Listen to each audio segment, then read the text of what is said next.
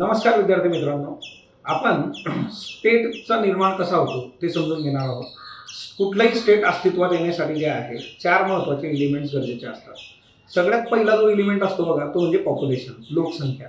जर लोकच नसतील तर एखादं राष्ट्र जे आहे ते उभं राहू शकत नाही, कुठलंही स्टेट अस्तित्वात येणार नाही. दुसरं असतं टेरिटरी, म्हणजे एक भूभाग जो आहे. कारण जर लोक आहेत परंतु त्यांना एक स्पेसिफिक टेरिटरी त्यांच्याकडे नाही आहे, तर मग त्यांची रोहिंग्या मुस्लिमांसारखी जी आहे ती स्थिती होऊ शकते.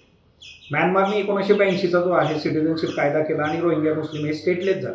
आज त्यांच्याकडे स्वतःचं जे आहे कुठली टेरिटरी नाही आहे. हे तुम्हाला सिरियाच्या बाबतीमध्ये बघायला मिळू शकतं, हे तुम्हाला जे आहे पॅलेस्टाईन नागरिकांच्या बाबतीत बघायला मिळू शकतं. सो पॉप्युलेशन आणि दुसरं टेरिटरी, त्यांच्या हक्काची एक जमीन पाहिजे. आता ज्या वेळेस जमीन आहे तिच्यावर लोकसंख्या आली, त्याच्यानंतर केऑस होऊ शकतो. जी लोक डॉमिनन्स दाखवण्यासाठी ज्यांच्याकडे जास्तीची शक्ती आहे ते गडबड करू शकतात, ते इतरांच्या हक्काचं हनन करू शकतात, नॅचरल राईट्स त्यांचे हिरावून घेऊ शकतात. त्याच्यामुळे तिथे एक गव्हर्नमेंट असली पाहिजे, म्हणजेच एक व्यवस्था असली पाहिजे की जी व्यवस्था, कायदा आणि सुव्यवस्था तिथं प्रॉपरली राबवेल आणि सगळी लोक जी आहेत तर ती त्यांचे नॅचरल राईट्स एन्जॉय करू शकतात. म्हणजे पॉप्युलेशन झालं, टेरिटरी झालं, त्याच्यामध्ये आलेली लोक त्यांनी स्वतःसाठी एक गव्हर्नमेंट तयार केलं. आता चौथा जो मुद्दा आहे तो जो सर्वात महत्त्वाचा आहे तो म्हणजे काय, सोव्हरेनिटी, सार्वभौमत्व.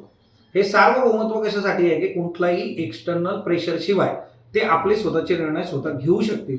जसं फॉर एक्झाम्पल जे आहे S-400चं जर उदाहरण घेतलं तर रशियाकडून भारताने 2018मध्ये करार करून जे आहे S-400 जे आहे आपली एअर डिफेन्स सिस्टीम ती घेण्यासाठी जी आहे प्रक्रिया सुरू केली. पण त्याच वेळेस जे आहे कॅट्साचा करार घेऊन अमेरिका आला होता आणि तिच्यामध्ये ज्यावेळेस 2014मध्ये युक्रेननी क्रिमिया हस्तगत केला होता, त्याच्यामुळे त्या काळामध्ये इराण असेल, नॉर्थ कोरिया असेल, रशिया असेल यांच्यावर निर्बंध लादले होते. अमेरिकेचं म्हणणं होतं की भारताने जे आहे S-400चा करार करता कामा नये, परंतु भारताने जे आहे S-400चा करार केला. अमेरिकेला हे सांगितलं की नाही, आमच्या संरक्षणासाठी, सिक्युरिटीसाठी आम्हाला ही एअर डिफेन्स सिस्टीम घ्यावीच लागेल आणि अमेरिकेबरोबर त्या गोष्टी ज्यांनी ज्या आहे कसली तडजोड भारताने केलेली नाही. म्हणजे सोव्हरेनिटी ही अशी गोष्ट आहे की तुम्ही तुमचे निर्णय स्वतः घेऊ शकता, जिच्यामुळे जे काही कॉन्फ्लिक्ट असतील ते तुम्ही रिझॉल्व्ह करता. तुमचा जो काही ओव्हरऑल देश आहे त्याच्यासाठीचे राष्ट्राचे निर्णय जे आहेत ते प्रॉपरली घेता.